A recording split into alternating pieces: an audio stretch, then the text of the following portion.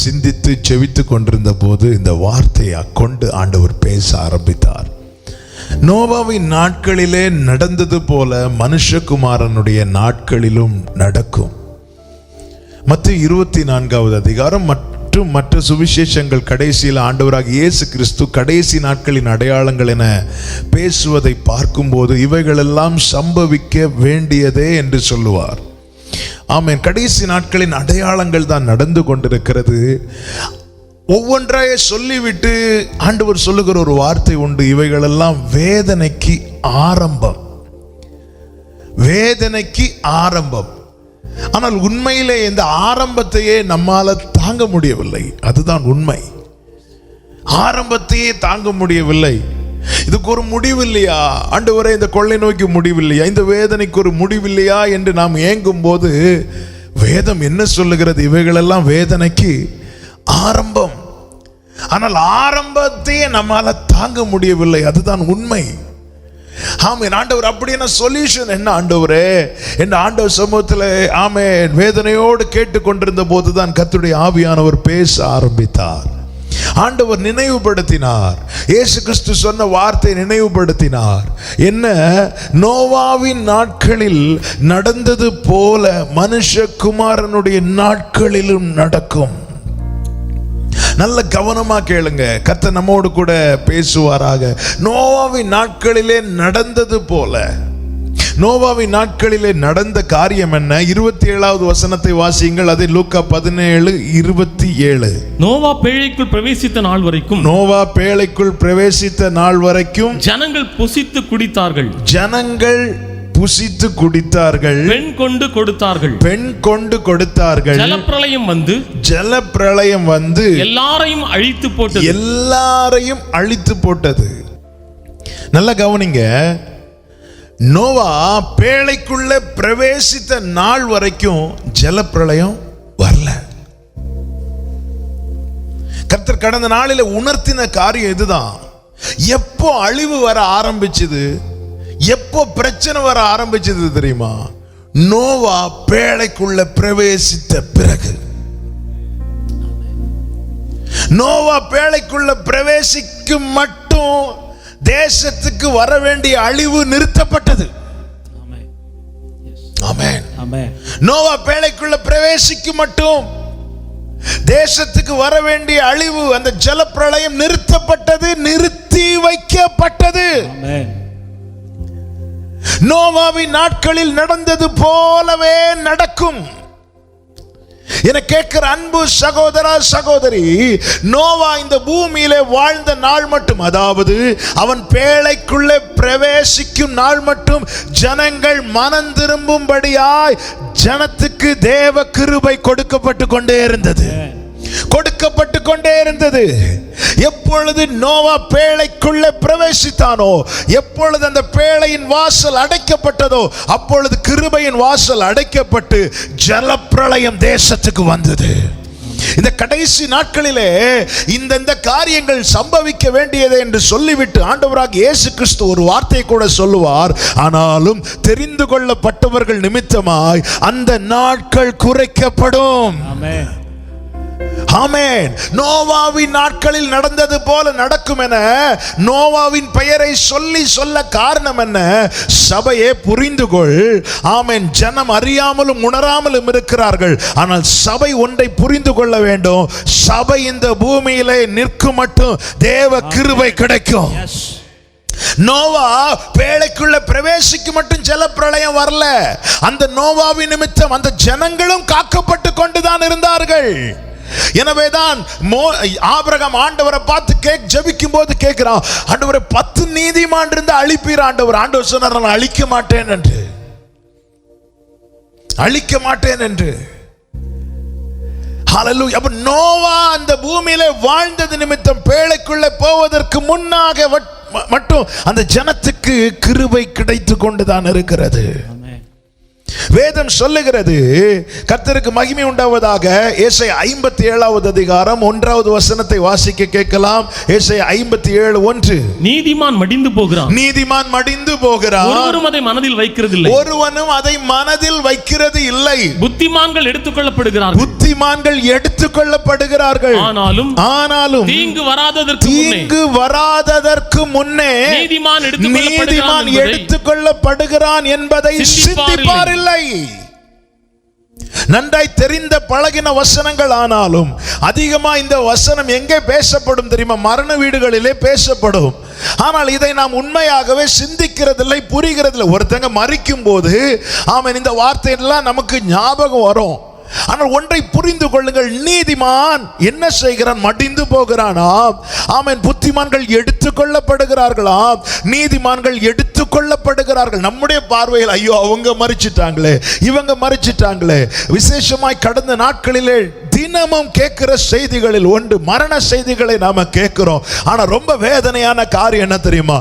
அநேக ஊழியர்களுடைய மரண செய்திகள் தான் உண்மையிலே ரொம்ப பாதிப்பை கொண்டு வந்திருக்கிறது. கடந்த 2 நாட்களுக்கு முன்பதாக ஒரு சகோதரர் பாஸ்டர் பேசினார்.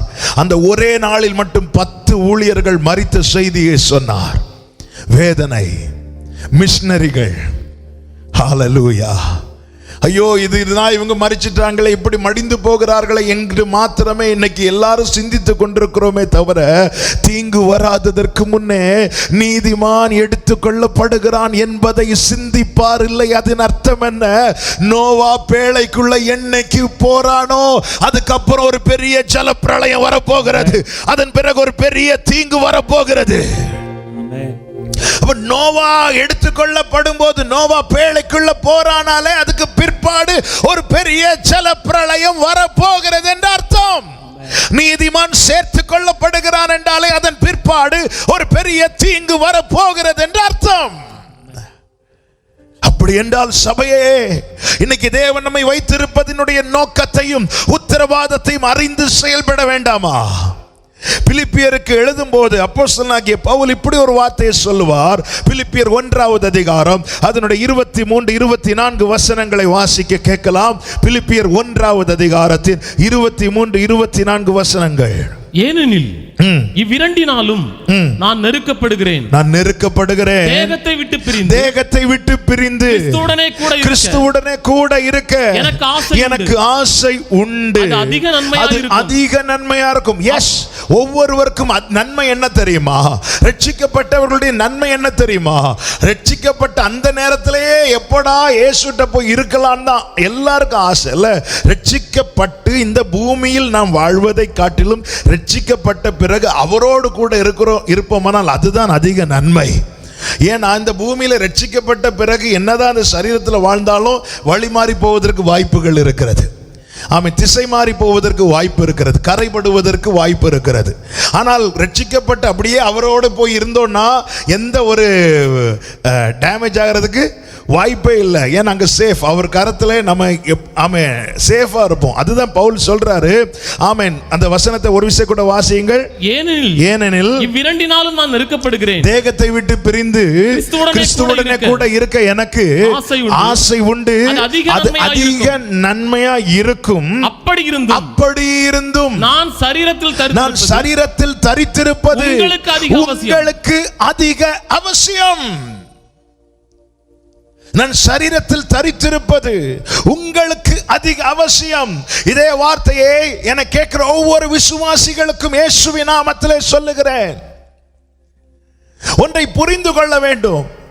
ஆமென். தேசத்தில் இப்படிப்பட்ட செய்திகள் கேட்கும் போது தேவன் நம்மை ஜீவனோடு வைத்திருக்க காரணம் என்ன? எத்தனை காலம் வைத்திருப்பார் என்று தெரியாது, எவ்வளவு காலம் வைத்திருப்பார் என்று தெரியாது. ஆனால் ஒன்றை புரிந்து கொள்ளுங்கள், நோவா ஆமென் பேழைக்குள் போக மட்டும் ஜலப்பிரளயம் வர தேவன் அனுமதிக்க மாட்டார். ஆமென். ஹல்லேலூயா. ஷாகாபா மாமாதாரா. நோவா பேழைக்குள்ள போக மட்டும் ஜலப்பிரளயம் வர தேவன் அனுமதிக்கவில்லை. தீங்கு வராததுக்கு முன்னே நீதிமான் எடுத்துக்கொள்ளப்படுகிறான். அதன் அர்த்தம் என்ன? நீதிமான் எடுத்துக்கொள்ளப்படும் மட்டும் தீங்கு வர தேவன் அனுமதிக்க மாட்டார். லோத்தை சோதோமிலிருந்து வெளியே கொண்டு போக மட்டும் அந்த சோதோமுக்கு அழிவை வர தேவன் அனுமதிக்கவில்லை. என கேட்கிற அன்பு சகோதரா சகோதரி, அன்பு சபையே, நம்மை தேவன் தேசத்தில் வைத்திருப்பது ஆமென் மறைந்திருப்பதற்கல்ல, மலை மேல் இருக்கிற பட்டணம் போல வைத்திருக்கிறார். இந்த தேசம் காக்கப்பட, இந்த தேசம் விடுவிக்கப்பட, இந்த தேசத்துக்கு கிருபை கிடைக்க பண்ணப்பட. ஆமென் சொல்லுங்க பார்க்கலாம். ஆமென். தேகத்தை விட்டு பிரிந்து கிறிஸ்துவுடனே கூட போயிருக்க எனக்கு ஆசை உண்டு. அது அதிக நன்மையா இருக்கும். அப்படி இருந்தும் நான் சரீரத்தில் தரித்திருப்பது உங்களுக்கு அதிக அவசியமானபடியால் ஒவ்வொரு விசுவாசி இந்த வார்த்தையை வாசிக்கணும். ஒவ்வொரு ஊழியர்களும் இந்த வார்த்தையை வாசிக்கணும். சும்மா வாழ்ந்துட்டு போவதற்கல்ல ஆயுசு நாட்களை தருவது மற்றவர்களுக்கு அவசியத்துக்காக, தேசத்துக்கு அவசியத்துக்காக தேவன் ஆயுசை தந்திருக்கிறார். அந்த வார்த்தை நான் சரீரத்தில் தரித்திருப்பது உங்களுக்கு அதிக அவசியம். அப்போ ஒவ்வொரு நாளையும் தேவன் தரும்போது அவன் எதுக்காக இந்த நாளை தந்திருக்கிறார்? அவன் இதே பவுல் கொரிந்தியருக்கு எழுதும் போது சொல்லுகிறார். 2 கொரிந்தியர் 1வது அதிகாரம், கர்த்தருக்கு மகிமை உண்டாவதாக. 2 கொரிந்தியர் 1வது அதிகாரம் அதனுடைய ஆமென் 9-10 வசனங்களை வாசிக்க கேட்கலாம். நாங்கள் எங்கள் மேல் நம்பிக்கையாயிராமல் மரித்தோரை எழுப்புகிற தேவன் மேல் நம்பிக்கையாய் இருக்கத்தக்கதாக மரணம் வரும் என்று நாங்கள் எங்களுக்குள்ளே நிச்சயித்திருந்தோம். மரணம் வரும் நிச்சயித்திருந்தோம். எங்களுக்கு பலவீனங்கள், போராட்டங்கள், நெருக்கங்கள், சோதனைகளை பார்க்கும்போது மரணத்துக்கு ஏதுவானதுதான். அவ்வளவுதான். ஆண்டவர் எடுக்க போறார் நிச்சயித்திருந்தோம், நம்பி இருந்தோம். அப்படிப்பட்ட மரணத்தின் அவர் எங்களை தப்புவித்தார், இப்பொழுதும் தப்புவிக்கிறார், இன்னும் தப்புவிப்பார் என்று அவரை நம்பி இருக்கிறோம். தப்புவித்தார், தப்புவிக்கிறார், தப்புவிப்பார். எதற்காக தப்புவித்தார்? எதற்காக தப்புவிக்கிறார்? பிலிப்பியர் 1:24 மற்றவர்களுக்கு பிரயோஜனமா இருக்க, மற்றவர்களுக்கு அவசியம், தேசத்துக்கு அவசியம், ஜனத்துக்கு அவசியம். சபையை தேவன் காக்கிறார். பறந்து காக்கிற பட்சிகளை போல காக்கிறார். அவர் காத்து தப்ப பண்ணுகிறார். அவர் கடந்து வந்து விடுவிக்கிறார். எதற்காக? சும்மா வாழ்ந்துட்டு போகவா? சுகஜீவிகளாய் வாழ்ந்து கொண்டு போகவா? இல்ல, மற்றவர்களுக்கு அவசியம். நான் சரீரத்தில் தரித்திருப்பது உங்களுக்கு அதிக அவசியம் என்று அன்று பவுல் பிலிப்பியருக்கு எழுதினது போல சபையை ஒவ்வொரு நாளும் ஒரு கூட்டத்தார் சேர்க்கப்பட்டு கொண்டிருக்கிறார்கள்.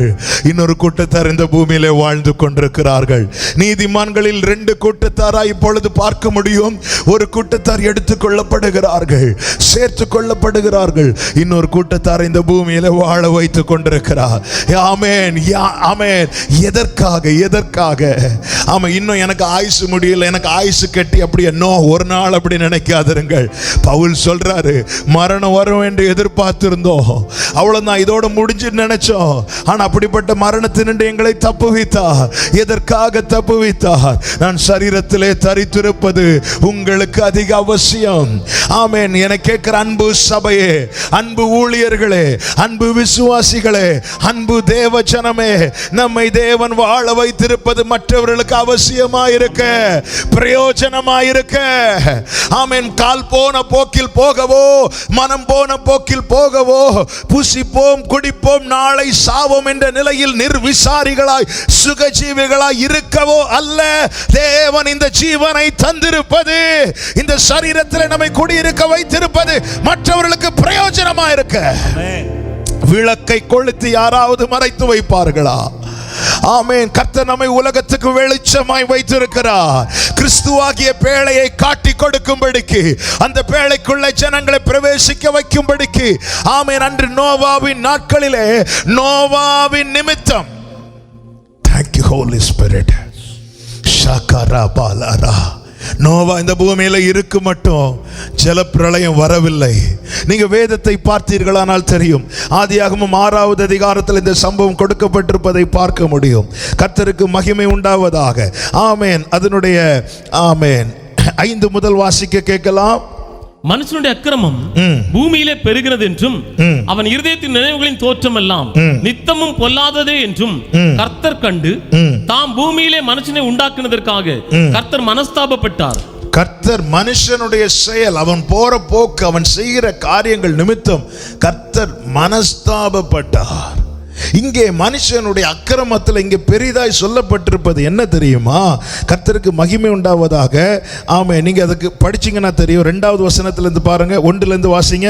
மனுஷர் பூமியின் மேல் பெருக துவக்கி அவர்களுக்கு குமாரத்திகள் பிறந்த போது தேவகுமாரர் மனுஷ குமாரத்திகளை அதிக சௌந்தரியம் உள்ளவர்கள் என்று கண்டு அவர்களுக்குள்ளே தங்களுக்கு பெண்களை தெரிந்து கொண்டார்கள். அவர்களுக்குள்ளே தங்களுக்கு பெண்களை தெரிந்து கொண்டார்கள் என்று சொல்லப்பட்டிருக்கிறது. ஆமென். இதை நான் புரியும்படி சொல்ல விரும்புகிறேன். ஆமென். சுயமா அவங்களுக்குள்ள அவங்க யோசனைகளின்படி நடக்க ஆரம்பிச்சிட்டாங்க. அவங்களுக்கு எது சரின்னு படுதோ அதை செய்ய ஆரம்பிச்சிட்டாங்க. அவங்களுக்கு எது பிரியமோ அதையே தங்கள் யோசனைகளின்படி நடக்க ஆரம்பிச்சிட்டாங்க. தங்கள் யோசனையின்படி நடக்கிறவன் எதை மறக்கிறான்? தேவன் ஒருவர் உண்டு என்பதை மறக்கிறான். தேவன் ஒருவர் உண்டு என்பதை மறக்கிறான். சுயமா எனக்கு எது சரின்னு, சிலர் பாருங்க, எனக்கு எது சரின்னு தோணுதோ அதை நான் செய்வேன். அதன் அர்த்தம் என்ன? தனக்கு தானே தேவனாக்கி கொள்ளுகிறான். தன்னைத்தானே தனக்கு தேவனாக்கி கொள்ளுகிற நிலைதான் இது. சாத்தானுடைய தந்திரம். ஏதேன் தோட்டத்தில் அவன் அந்த பழத்தை புசிக்க வைக்க காரணம் என்ன? அவன் என்ன சொல்லி திணிக்கிறான்? இதை நீ புசிச்சேன்னா நீ தேவனை போல மாறிடுவ. என்ன வார்த்தை கேட்டிருக்கணும் இவங்க? நாங்க எங்க மாறணும்? எங்களுக்கு தேவன் இருக்கிறார்ல.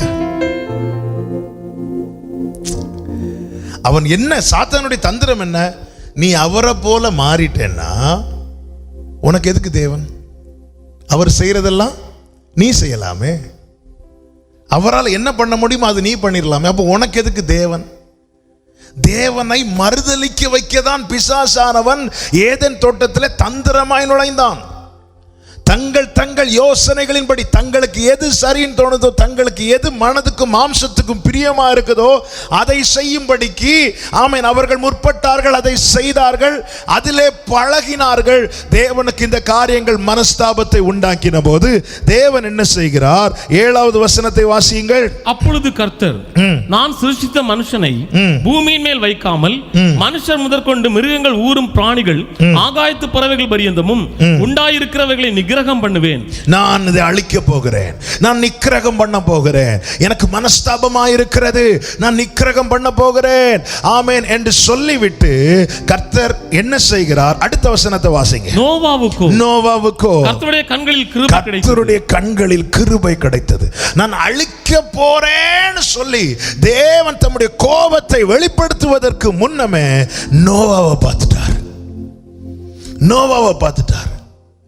நல்ல கவனமா கேளுங்க. நல்ல இந்த வார்த்தையை நல்ல கவனிக்கணும். ஆண்டவர் எல்லாவற்றையும் சிருஷ்டிக்க எத்தனை நாள் எடுத்தார்?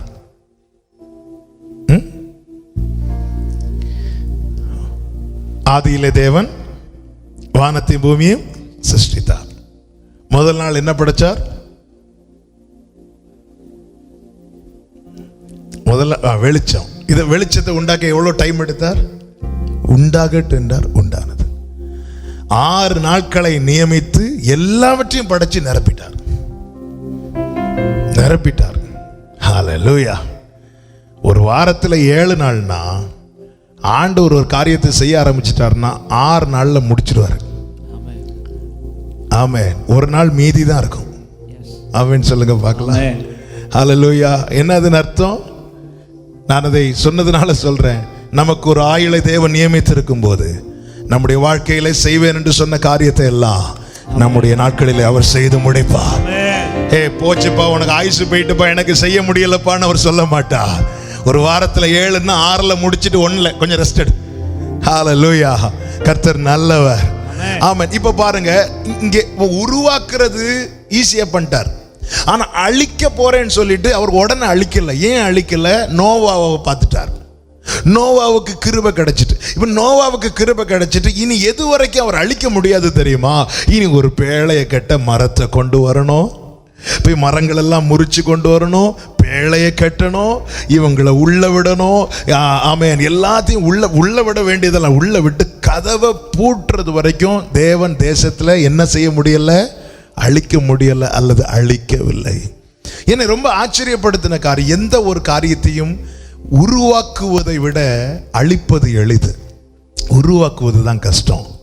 ஒரு வீடை கட்டுறது பல வருஷம் கட்டுவாங்க, 2 நாள்ல இடிச்சு போட்டுருவாங்கல்ல, 2 நாள்ல இடிச்சிருவாங்க. நீங்கள் ஒன்றும் வேண்டாம், சிம்பிள். இந்த பீச்சிலலாம் போய் விளையாடி இருக்கீங்களா? சின்ன பிள்ளைங்க மண்ணை வச்சு கட்டுவாங்க பாருங்க. எடுத்த உடனே வீடெல்லாம் கட்டு கொஞ்சம் கொஞ்சமாக மண்ணை வச்சு வச்சு வச்சு வச்சு வச்சு வச்சு அழகா ஒரு வீடை கட்டுவாங்க. மண்ணில் அப்படி கட்டி இங்கே ஒரு ஓட்டையை போட்டு அங்கே ஒரு ஓட்டையை போட்டு அப்படி அழகா டிசைன் பண்ணி சூப்பராக கட்டிகிட்டு இருக்கும்போது இன்னொருத்தன் ஓடி வந்து காலை வச்சு ஒரு மிதி, ஒரு செகண்டில் அது இல்லாமல் போயிடும். நான் எதுக்கு இந்த வார்த்தையை சொல்லுகிறேன்னு தெரியுமா? கட்டி எழுப்புவது கடினம், இடிப்பது எளிது. ஆனால் இங்கே பாருங்கள், தேவன் எளிதாய் உருவாக்கி விட்டார், ஆனால் உடனே அழிக்க முடியவில்லை. ஏன் அழிக்கவில்லை தெரியுமா? அவருக்கு முடியாததுனால அல்ல. அந்த பட்டணத்தில், அந்த தேசத்தில் ஒரு நோவா இருந்தார், ஒரு நோவா இருந்தார், ஒரு நோவா இருந்தார். Hallelujah. Thank you, Father. சபையே, தேவன் இந்த பூமியில நம்ம வைத்திருப்பது நோக்கத்தை அறிந்து கொள்ளுங்கள். இந்த பூமியில தேவன் நம்மை நிலைத்திருக்க வைத்திருப்பது நோக்கத்தை அறிந்து கொள்ளுங்கள். ஊழியர்கள் மரண செய்திகளை கேட்கிறோம், நல்ல விசுவாசிகள் மரித்து போகிற செய்திகளை கேட்கிறோம். கர்த்தர் சொல்லுகிறார், தீங்கு வராததற்கு முன்னே நீதிமான் சேர்த்துக் கொள்ளப்படுகிறார். இதை சிந்திப்பார் இல்லை, இதை யாருமே மனதில் வைக்க மாட்டேங்கிறாங்க. ஆமென். கொள்ளை நோய் கொள்ளை நோய் கொள்ளை நோய் தான் பேசிட்டு இருக்கிறாங்க. ஐயோ அப்படி போயிட்டாங்களே இப்படி போயிட்டாங்களே தான் புலம்பிட்டு இருக்கிறாங்களே தவிர ஒன்றை சிந்திக்க மறந்து விட்டார்கள். என்ன? வரப்போகிற ஒரு பெரிய தீங்கு இருக்கிறது, வரப்போகிற ஒரு பெரிய ஆபத்து இருக்கிறது. ஆமென். இதெல்லாம் அடையாளம். நீதிமான் சேர்த்துக் கொள்ளப்படுவது எதின் அடையாளம் தெரியுமா? ஒரு பெரிய ஆபத்து வரப்போகிறது. ஆமென். ஒரு பெரிய உபத்திரம் வரப்போகிறது. இவைகளெல்லாம் வேதனைக்கு ஆரம்பம் என்பதை ஜனம் அறியாமல் உணராமல் இருக்கிறார்கள். இந்த நாட்களிலே தேவன் சபையை உணர்த்தி எச்சரிக்க விரும்புகிறார். ஆமென். இந்த நாட்களில் நாம் செய்ய வேண்டியது என்ன? நோவா காலத்திலேயே தேவன் ஜனத்தை அழிக்கணும்னு நினைச்சிட்டார். ஆனா நோவா இருக்கிறது வரைக்கும் அழிக்க முடியல. அந்த பேழை கட்டி முடிக்க ஏறக்குறைய 100 ஆண்டுகள். அத்தனை ஆண்டுகளும் அந்த ஜனத்துக்கு கிருபை கிடைச்சிட்டே இருக்கு, கிடைச்சிட்டே இருக்கு. பேழை உடனே அடுத்த நாளே கட்டல. எத்தனை ஆண்டுகள். வீட்டில் உள்ளவங்களை புரிய வைக்கணும் இல்லை, வேலைக்கு இதுவரை பேழைன்னா என்னென்ன தெரியாது. மழையை கூட ஜனங்கள் பார்த்தது கிடையாது, ஒரு கப்பலை பார்த்தது கிடையாது. முதல் கப்பலை பூமியில் உண்டு பண்ணதை யார் தான்? நோவா. நோவாவுக்கு கர்த்தர் கொடுத்த அளவின்படி தான் இன்று வரைக்கும் அந்த கணக்கின்படி தான் கப்பல்கள் எல்லாம் செய்யப்பட்டு கொண்டிருக்கிறது. எல்லாவற்றையும் செய்வித்தவர் சிருஷ்டிகர் நம் ஆண்டவராகிய இயேசு கிறிஸ்து. ஆமென் சொல்லுங்க பார்க்கலாம். ஆமென். அப்ப நோவா இந்த பூமியில வாழ்ந்தது ஜனத்துக்கு அவசியமா இருந்தது, ஜனத்துக்கு அவசியமா இருந்தது. எப்பவுமே இருக்கும்போது அதோடைய வேல்யூ தெரியாது, இல்லாம போன பிறகுதான் நிச்சயமா. நோவா பேழைக்குள்ள விட்டு கதவு பூட்டினதுக்கு அப்புறம் ஜனங்கள் ஒருபுறம் மடிகிறோமே என்று அழுதிருப்பார்கள், மறுபுறம் அந்த நோவா எவ்வளவோ சொன்னார், நம்ம கேட்கலையே. அந்த நோவா இருக்கிறது வரைக்கும் பேழைக்குள்ள போறதை பார்த்து சிரிச்சோமே. ஆமென். நம்ம பரிகாசம் பண்ணினோமே, நோவாவின் செயலை பார்த்து பரிகாசம் பண்ணினோமே, சிரிச்சோமே, கிண்டல் பண்ணினோமே, நிந்தித்தோமே. ஆனா அவர் எப்போ பேழைக்குள்ள போனார், அதோட தேசம் அழிய ஆரம்பிக்கிறதே என்று சொல்லி நிச்சயமாய் அழுதிருப்பார்கள். சபையே, உன்னுடைய உத்தரவாதத்தை அறிந்து கொள். ஆமென். இந்த நாட்களில் நாம் செய்ய வேண்டிய காரியம் என்ன? இந்த தேகத்தில் தேவன் குடியிருக்க வைத்திருப்பது ஜனத்துக்கு அவசியமா இருக்கு. நாம் செய்ய வேண்டிய காரியம் என ஒரு சில காரியங்களை நான் முன்வைத்து ஜெபிக்க விரும்புகிறேன். முதலாவது வாசிக்க கேட்கலாம். ஆமென். ஆதியாகமம் 6வது அதிகாரம் அதனுடைய 8-9 வசனங்களை வாசிங்கள். நோவாவுக்கோ கர்த்தருடைய கண்களில் கிருபை கிடைத்தது. நோவாவின் வம்ச வரலாறு. நோவா தன் காலத்தில் இருந்தவர்களுக்குள்ளே நீதிமானும் உத்தமனுமாய் இருந்தார். கர்த்தருக்கு மகிமை உண்டாவதாக. நோவாவை போல சபை இருக்கணும். அப்படி இருக்கும்போது தேவ கிருபை கிடைக்கும். நோவாவை குறித்து வேதம் சொல்லுகிறது, அவன் தன் காலத்தில் இருந்தவர்களுக்குள்ளே நீதிமானும் உத்தமனுமாயிருந்தான். நீதிமானும் உத்தமனுமாயிருந்தான். நோவாவுக்கோ கர்த்தருடைய கண்களில் கிருபை கிடைத்தது. நாம எல்லாருமே நீதிமான்கள் ஆனதினால் தேவ சமூகத்தில் வரவில்லை. தேவன் கிருபையாய் நம்மை நீதிமான்களாய் மாற்றி இருக்கிறார். நான் நீங்களும் எப்படி நீதிமானாய் மாறினோம்? தேவனுடைய கிருபையினால். தேவன் எவர்களை முன்னறிந்தாரோ அவர்களை முன்குறித்திருக்கிறார். எவர்களை முன்குறித்திருக்கிறாரோ அவர்களை அழைத்திருக்கிறார். எவர்களை அழைத்திருக்கிறாரோ அவர்களை நீதிமான்களாய் மாற்றியிருக்கிறார். நாம் நீதிமான்களாய் மாறினவர்கள் அல்ல, நீதிமான்களாய் மாற்றப்பட்டவர்கள். இது எப்படி உண்டானது? கிருபையினால் உண்டானது. இனி நல்ல கவனிங்க, நீதிமான்களாக்கி தான் தேவன் சபையிலே சேர்க்கிறார். ரட்சிக்கப்படுகிறவர்களை சபையிலே சேர்க்கிறார். அவருடைய நீதி, அவர்தான் நமக்கு நீதி. நம்ம பாடுவோமே, நீதியும் ஞானமுமானவரே இயேசுவே நீரே ஆதரவே என்று. அவர்தான் நமக்கு நீதியானார், நமக்காய் பாவமாக்கப்பட்டார். நம்முடைய பாவத்தை, நம்முடைய பாவம் இல்லாதவர் நம்முடைய அக்கிரமங்களை, நம்முடைய பாவங்களை சுமந்து ஆமென் நமக்காக அவர் பாவமாக்கப்பட்டது நிமித்தமாய் ஆமென் அவரால் நாம் நீதிமான்களானோம். இந்த நீதிக்கு உட்பிரவேசிக்க கர்த்தர் கிருபை செய்தார். நீதிமான் என்கிற அந்த அடையாளத்தை தேவன் நமக்கு கிருபையாய் தந்திருக்கிறார். கர்த்தருக்கு மகிமை. இனி நல்ல கவனிங்க, கிருபையினாலே நீதிமான்களாய் மாறினோம். நீதிமானாய் வாழ்கிறோமா? ஆமென். நம்ம எல்லாருக்குமே தேவனை ஆராதிக்கிறவங்களுக்கு ஒரு பெயர் உண்டு. என்ன பெயர் தெரியுமா? விசுவாசிகள். ஆனா உள்ள என்ன இல்லை?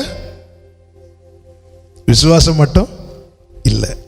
பேரு விசுவாசிகள். பேர் என்ன வேணாலும் வைக்கலாம். ஹல்லேலூயா. சிலர் வாழ்க்கையில் சிலருக்கு பேர் பாருங்க, சும்மா எக்ஸாம்பிள் சொல்ல, இந்த பேரில் யாராவது இருப்பீங்கன்னா தயவு செய்து அன்பு செல்வன் வச்சிருப்பாங்க. ஆனால் அவர் செய்யறது எல்லாமே வம்பா தான் இருக்கும். இவர் ரொம்ப வம்பு பண்றாருப்பா. யாருப்பா அது வம்பு பண்றா? அன்பு செல்வன். பெயர் வைக்கலாம், நீதிமான் வைக்கலாம். நீதிமான்கள் என்று அழைத்திருக்கிறார். நீதிமானாய் வாழ்கிறோமா? இங்கே நோவாவை குறித்து சொல்லப்பட்டிருக்கிறது, அவன் நீதிமானா இருந்தான் என்றல்ல, நீதிமானும் உத்தமனுமாய் இருந்தான். அதன் அர்த்தம் என்ன? அவன் தேவனுக்கு முன்பாய் உண்மையா இருந்தான். உண்மையா இருந்தான். கர்த்தர் என்ன நீதிமானாய் மாற்றிட்டார். இனி நான் எப்படி இருக்கணும்? நீதிமானா இருக்கணும், நீதிமானா வாழணும். நான் இனி உண்மையா இருக்கணும். சண்டே சர்ச்சுக்கு வரும்போது மாத்திரம் அப்படி ஆண்டவரே என்னை காத்துக்கொள்ளும் அப்படி ஆண்டவரே நினைச்சு ஒரு பாருங்க, நிறைய பேருக்கு தான் ஒரு விசுவாசி என்பதே சண்டே வரும்போது தான் தெரியுது. சர்ச்சுக்கு வரும்போது தான் விசுவாசி என்ன, தான் ஒரு கிறிஸ்தவன் என்றே ஞாயிற்றுக்கிழமை தான் ஞாபகமே வருது. நான் கிரயத்துக்கு கொல்லப்பட்டிருக்கிறேன் என்று அப்போஸ்தலனாகிய பவுல் சொல்கிறான். எல்லாவற்றையும் அனுபவிக்க எனக்கு அதிகாரம் உண்டு, ஆகிலும் ஒன்றும் எனக்கு எல்லாம் எனக்கு தகுதியாயிராது. எல்லாவற்றையும் அனுபவிக்க எனக்கு அதிகாரம் உண்டு, ஆகிலும் நான் ஒன்றுக்கும் அடிமைப்பட மாட்டேன். ஏன்? நான் கிரயத்துக்கு கொல்லப்பட்டிருக்கிறேன்.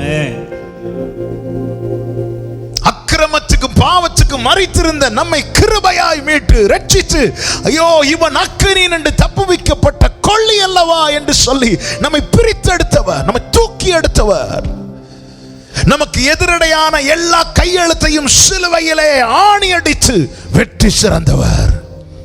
அவருடைய தழும்புகளால் குணமானோம், அவருடைய இரத்தத்தால் சுத்திகரிக்கப்பட்டோம், அவருடைய நாமத்தினாலே பரிசுத்தமாக்கப்பட்டோம். இப்பொழுது நீதிமான் என்கிற ஸ்தானத்தில் தேவன் கொண்டு வந்து வைக்கிறார்.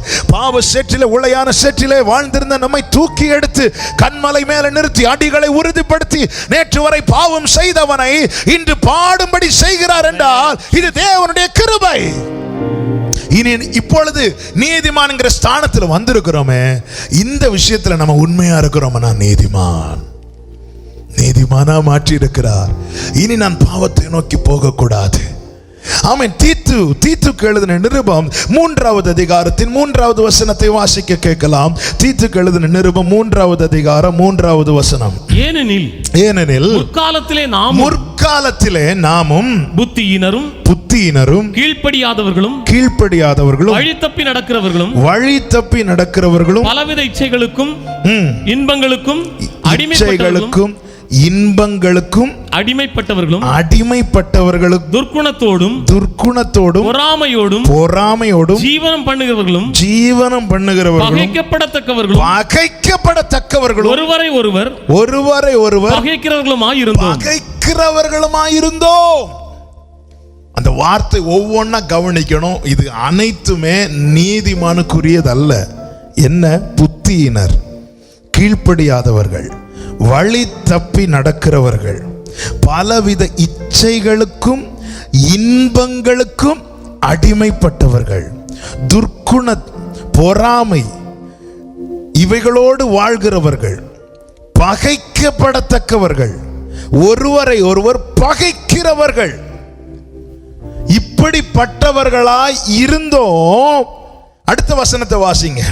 நம்முடைய இரட்சகராகிய தேவனுடைய தயையும் மனுஷர் மேலுள்ள அன்பும் பிரசன்னமான போது, தேவன் கிருபையாய் பிரசன்னமான போது, நாம் செய்த நீதியின் கிரியைகள் நிமித்தம் அவர் நம்மை ரட்சியாமல் தமது இரக்கத்தின்படியே மறுஜென்ம முழுக்கினார். பரிசுத்த ஆவியினுடைய, அதாவது ரட்சித்து ஞானஸ்நான உடன்படிக்கைக்கு உட்படுத்தி பரிசுத்த ஆவியினுடைய புதிதாக்குதலினாலே நம்மை ரட்சித்திருக்கிறார். அடுத்த வார்த்தை, தமது கிருபையினாலே நாம் நீதிமான்களாக்கப்பட்டு நித்திய ஜீவன் உண்டாகும் என்கிற நம்பிக்கையின்படி சுதந்திரராகத்தக்கதாய் அவர் நமது இரட்சகராகிய இயேசு கிறிஸ்து மூலமாய் அந்த பரிசுத்த ஆவியை நம்மேல் சம்பூர்ணமாய் பொழிந்தருளினார். அதாவது பகைக்கப்பட்டவர்கள், பகைக்கப்படத்தக்கவர்கள், துர்க்குணத்திலே மூழ்கி இருந்தவர்கள், நீதிமான் என்று சொல்லத்தக்க எவ்வளவு வேணும் தகுதி இல்லாத நம்மை தேவன் கிருபையாய் ரட்சித்திருக்கிறார். கிருபையினால் நீதிமான்களாக்கி இருக்கிறார். இனி நாம எப்படி இருக்க வேண்டும்? 8வது வசனத்தை வாசியுங்கள். இந்த வார்த்தை உண்மையுள்ளது. தேவனிடத்தில் விசுவாசமானவர்கள் நற்கிரியைகளை செய்ய ஜாக்கிரதையாய் இருக்கும்படி நீ இவைகளை குறித்து திட்டமாய் போதிக்க வேண்டும் என்று விரும்புகிறேன். இவைகளே நன்மையும் மனுஷருக்கு பிரயோஜனமுமானவைகள். நான் அதை 3வது வசனத்தை 8வது வசனத்தை சொல்லி விரும்புகிறேன். கிருபையினால நீதிமானாக்கப்பட்டவர்கள் ஒரு நாளும் இந்த 3வது வசனத்தில் சொல்லி இருக்கிறது செய்யக்கூடாது, 8வது வசனத்தில் சொல்லி இருக்கிறது செய்ய ஜாக்கிரதையா இருக்கணும்.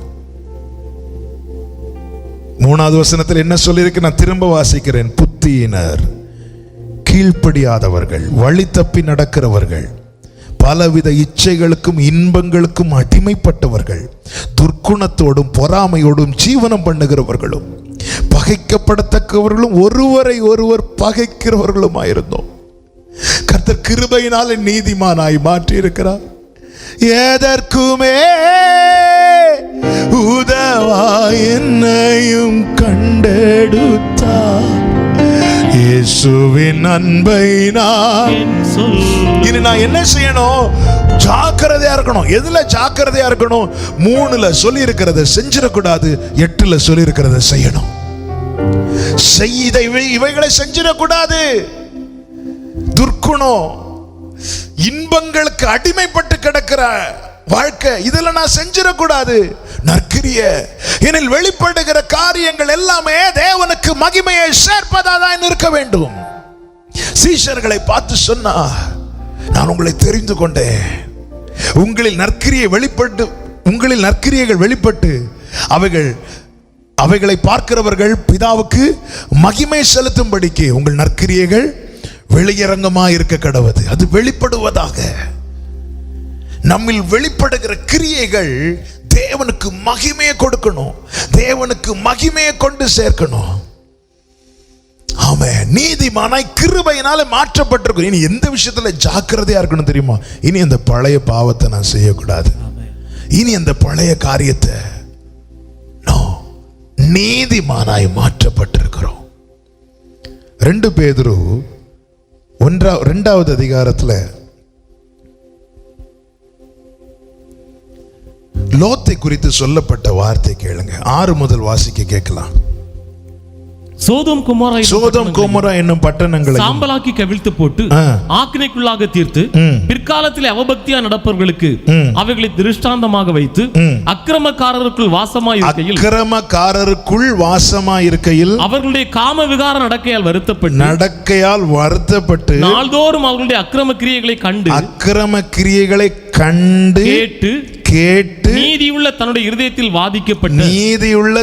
இருதயத்தில் வாதிக்கப்பட்ட நீதிமானாகிய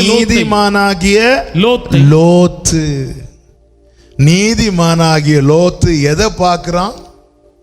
8வது வசனம், நாள்தோறும் அவர்களுடைய அக்கிரம கிரியைகளை பார்க்கிறான். வாரத்துக்கு ஒருக்கா இல்ல, டெய்லி அக்கிரம கிரியைகளை பார்த்துட்டு இருக்கிறான். எங்க உட்கார்ந்து பார்க்கிறான்? ஆதியாகமம் 19வது அதிகாரத்தில் படிச்சா தெரியும். வாசல்ல, பட்டணத்தின் வாசல்ல வந்து உட்கார்ந்து எதை பார்த்துட்டு இருக்கிறான்? அக்கிரம கிரியைகளை. இன்னைக்கு நம்ம வீட்டுக்குள்ள உட்கார்ந்து மொபைல் எடுத்து நீதிமானாகிய லோத்து எதை பார்த்துட்டு இருக்கிறோம்? அக்கிரம கிரியைகளை. அதுவும் என்னைக்கு? நாள்தோறும். அதாவது இந்த லாக்டவுன் அக்கிரம கிரியைகளை கண்டு கொண்டிருக்கிறான். அக்கிரம கிரியைகளை கண்டு கேட்டு. எதை கேட்கிறோம்? எதை பார்க்கிறோம்? எங்கே உட்கார்ந்து இருக்கிறோம்? 7வது வசனம், அக்கிரமக்காரருக்குள் வாசமாயிருக்கையில். வேதம் என்ன சொல்லுகிறது? துன்மார்க்கருடைய ஆலோசனையில் நடவாமலும் பாவிகளுடைய வழியில் நிற்காமலும் பரியாசக்காரர் உட்காரும் இடத்திலே உட்காராமலும் இரு. சோதோமுக்குள்ளே கர்த்தர் உன்னை கொண்டு போய் விட்டார். நீ அல்லவா தெரிந்து கொண்டு போனாய். நீ நீதிமான் தான், அதில் மாற்றம் இல்லை. ஆனால் இப்பொழுது எதை பார்த்து கொண்டிருக்கிறாய் நாள்தோறும்? எதை கேட்டுக் கொண்டிருக்கிறாய் நாள்தோறும்? அதனுடைய ரிசல்ட் என்ன தெரியுமா? அவன் தன் இருதயத்திலே வாதிக்கப்பட்டானா. நீ நீதிமானா இருந்தாலும் உன் கண்கள் பார்க்க கூடாததை பார்க்குமானால், உன் காதுகள் கேட்க கூடாததை கேட்குமானால் நீ வாதிக்கப்படுவாய் என்பதிலே சந்தேகம் இல்லை. ஆனாலும் ஆபிரகாமுடைய விண்ணப்பத்தை கேட்டு லோத்தின் மேல் இரக்கம் பாராட்டி கர்த்தர் கிருபையாய் ரட்சித்திருக்கிறார். உனக்கு நான் தயவு செய்கிறேன், என்ன வேணாலும் பார்த்துக்கோன்னு சொல்லல. உனக்கு நான் தயவு செய்கிறேன் லோத்தே, இனி சோதோம்ல நீ இருக்காத, வெளியே வந்துரு. இன்னைக்கு தேவன் தயவு செய்கிறார். எதற்கு? இனி இந்த அக்கிரமத்தை நீ பார்க்க கூடாது, இனி இந்த அக்கிரமத்தை நீ கேட்க கூடாது. இவன் நீதிமானா இருந்தான், ஆனா உத்தமனா இருக்கல. லோத்து நீதிமானா இருந்தான், ஆனா உத்தமனா இருக்கல. ஒரு நீதிமான் எதை பார்க்க கூடாதோ அதை பார்க்க கூடாது, எதை கேட்க கூடாதோ அதை கேட்க கூடாது, எங்க இருக்க கூடாதோ அங்க இருக்க கூடாது. கர்த்தரிடத்தில் திரும்புகிறவனுடைய தீர்மானம் என்ன? ஓசியா தீர்க்கதரிசன புஸ்தகம் அதனுடைய 14வது அதிகாரம். ஓசியா 14வது அதிகாரம். கர்த்தருக்கு மகிமை உண்டாவதாக. ஆமென். 2வது வசனத்தை வாசியுங்கள். வார்த்தைகளை கொண்டு கர்த்தரிடத்தில் திரும்புங்கள், அவரை நோக்கி தேவரீர் எல்லா அக்கிரமத்தையும் நீக்கி எங்களை தயவாய் அங்கீகரித்தருளும். அப்பொழுது நாங்கள் எங்கள் உதடுகளின் காளைகளை செலுத்துவோம். அசீரியா எங்களை ரட்சிப்பதில்லை. கர்த்தர் சொல்லுங்க, நீ வார்த்தையை கொண்டு கர்த்தரிடத்தில் திரும்பு. எந்தெந்த காரியங்கள் உன்னை பாழாக்கினதோ, எந்தெந்த காரியங்கள் நிமித்தம் நீ வாதிக்கப்படுகிறாயோ, எந்தெந்த காரியங்கள் உனக்குள்ள கரையை உண்டாக்கினதோ அதையெல்லாம் விட்டு நீ கர்த்தரிடத்தில் திரும்பு. அப்படி திரும்பும் போது 4வது வசனம், நான் அவர்கள் சீர்கேட்டை குணமாக்குவேன், அவர்களை மனப்பூர்வமாய் சிநேகிப்பேன், என் கோபம் அவர்களை விட்டு நீங்கிட்டு. இந்த வார்த்தையை நல்லா கவனிச்சீங்களா? அவன் சபை குணமாக்கப்படும் போது தேவ கோபம் நீங்கும். ஆமென். சபை குணமாக்கப்படும் போது, சபை குணமாக்கும் போது, சபையின் சீர்கேடு சரியாகும் போது, அவருடைய ஜனம் சரியாகும் போது, சீர்படும் போது தேவ கோபம் நீங்கும். ஒரு உண்மையாய் குணமாக்கப்பட்டவனுடைய குவாலிட்டி என்ன? 8வது வசனத்தை வாசியுங்கள். இனி எனக்கும் விக்கிரகங்களுக்கும் இருக்கும் என்ன என்று எப்ராயிம் சொல்லுவான். நான் அவனுக்கு செவி கொடுத்து அவன் மேல் நோக்கமாயிருந்தேன். இனி எனக்கு விக்கிரகத்துக்கு என்ன? அதன் அர்த்தம் என்ன தெரியுமா? எந்தெந்த காரியங்கள் நிமித்தம் அவன் கரைப்பட்டானோ அதுக்கும் அவனுக்கும் சம்பந்தமே இல்லாதபடிக்கு அவன் அதை தூரப்படுத்துவான், அல்லது அவன் அதை விட்டு தூரமாய் விலகி போய்விடுவான். இந்த லோத்துக்கு பிரச்சனை என்ன தெரியுமா? அவன் நீதிமானா இருந்தாலும் அவன் நாள்தோறும் அக்கிரமத்தை பார்த்துட்டு இருக்கிறான், நாள்தோறும் அக்கிரமத்தை கேட்டுக்கொண்டிருக்கிறான். இதனால் அவன் வாதிக்கப்பட்டு இருக்கிறான். கர்த்தர் கிருபையா போறாரு, கிருபையாய் போய் அவனை மீட்கிறார். அவர் சொல்றேன், நான் அவனுக்கு தயவு செய்யறேன்பா, நீ போ, அந்த ஊருக்கு போகிறேன்னு சொல்லும் போது அவன் சொல்றான், இல்ல அவன் தாமதித்து கொண்டிருந்தானா, அவன் தாமதித்து கொண்டிருந்தானா. அது 19 இருக்கு, தாமதித்து கொண்டிருக்கிறான். தாமதிக்க தாமதிக்க பிரச்சனை அதிகமாகும். ஒரு நாள் நீ தாமதிக்காத, நாளைக்கு பார்த்துக்கலாம், அப்புறம் பார்த்துக்கலாம், ஒரு நாள் அதை செய்யாத. முற்காலத்தில் நம்முடைய சுய இச்சைகளின்படி ஆமென் இன்பங்களுக்கும் இச்சைகளுக்கும் அடிமைப்பட்டு பொறாமையோடு ஆமென் பகையோடு ஜீவனம் பண்ணி வாழ்ந்து கொண்டிருந்தோம். ரட்சிக்கப்பட்ட பிறகு நீதிமான் ஆன பிறகும் இதே நிலையில் தான் நாம் இருப்போமானால் தேவ கோபம் வெளிப்படும். மாறாக நாம் குணமாக்கப்படுவோமானால் தேவ கோபம் நீங்கும். நோவா நீதிமானும் உத்தமனுமாயிருந்தான். நாம் எதை பார்க்கிறோம்? நாம் எதை கேட்டுக்கொண்டிருக்கிறோம்? நம்முடைய கண்கள் எதை பார்க்க விரும்புகிறது? நம்முடைய காதுகள் எதை கேட்க விரும்புகிறது? நீதிமான் என்று பெயர் வச்சிட்டு எந்த நீதியின் கிரியைகளும் நம்மில் வெளிப்படவில்லை என்றால் பாவம் மாத்திரமே வெளிப்படுத்தி கொண்டிருப்போமானால், thank you Father, ஹalleluya, உனக்கு நான் தயை தருகிறேன்பா, ஆனா ஒரு கண்டிஷன் என்ன, நீ இந்த சோதோமில் இருக்கக்கூடாது, இனி இந்த அக்கிரமத்தை நீ பார்க்க கூடாது, இனி இந்த அக்கிரமத்தை நீ கேட்க கூடாது. தேவன் தருகிற கிருபை என்பது சோதோமின் வாழ்க்கையை தொடருவதற்கல்ல, எகிப்தின் வாழ்க்கையை தொடருவதற்கல்ல, அதை விட்டு வெளியே வருவதற்கு. பாவத்தில் பிடிக்கப்பட்ட ஸ்திரீ, அவளுக்கு எல்லாரும் கையில கல்லை வச்சிட்டு இருக்கிறாங்க. இயேசு கிறிஸ்து சொன்னார், உங்களில் பாவம் இல்லாதவன் முதலாவது கல்லெறிய கடவன். அந்த கூட்டத்திலிருந்து அவளை பாதுகாக்கிறார், மீட்கிறார். எல்லாரும் கல்ல கீழே போட்டு போயிட்டாங்க. இப்போ இயேசு அவளை மட்டும் நிற்கிறாங்க. இப்ப அந்த கூட்டத்தில் பாவம் இல்லாதவர் யாரு? இயேசு. இயேசுக்கு இப்ப என்ன செய்ய முடியும்? கல்லெறிய முடியும். இயேசு அதை செய்யாம நான் உன்னை ஆக்கினைக்குள்ளாய் தீர்க்கிறதில்லை. இதுதான் கிருபை. தண்டிக்கப்பட வேண்டிய இடத்துல எனக்கு ஒரு வாழ்வு கிடைக்குது தெரியுமா? அதுதான் கிருபை. சொல்லிட்டு அவ ஸ்தோத்திரம் சொல்லிட்டு திரும்பும் போது வெயிட் பண்ணு,